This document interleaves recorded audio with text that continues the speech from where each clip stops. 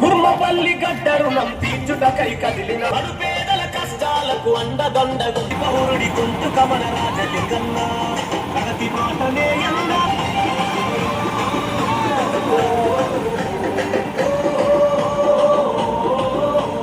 రాయలింగు మన ముందుకు వచ్చినారు గొర్రె లక్ష్మి రాయలింగు తరతరాల పోరాటం ఊరి కొరకే ఆరాటం తరతరాల పోరాటం ఊరి కొరకే ఆరాటం కుర్మపల్లి అభివృద్ధిని చేసేటి నాయకులు గుర్తుకే.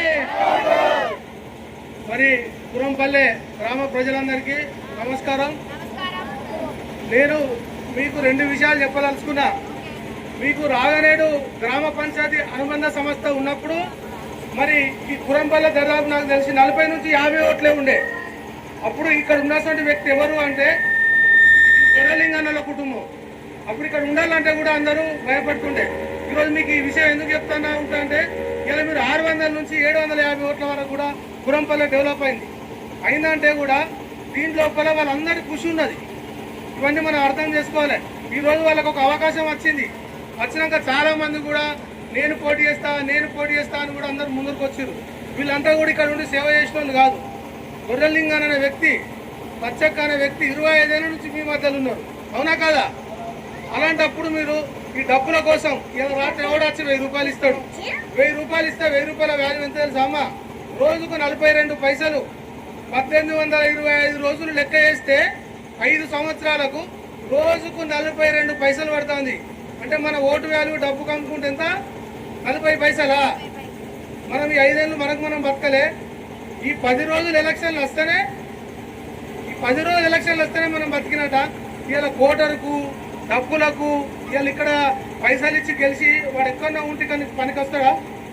వీళ్ళు ఇక్కడ వ్యవసాయం చేసుకునే కుటుంబం, పెద్ద కుటుంబం, ఇక్కడ ఉండేటోళ్ళు మీరు అందరు కూడా తప్పకుండా కూడా వీళ్ళ కత్తెర గుర్తు మీద ఓటేసి మీరు ఆదరించాలి.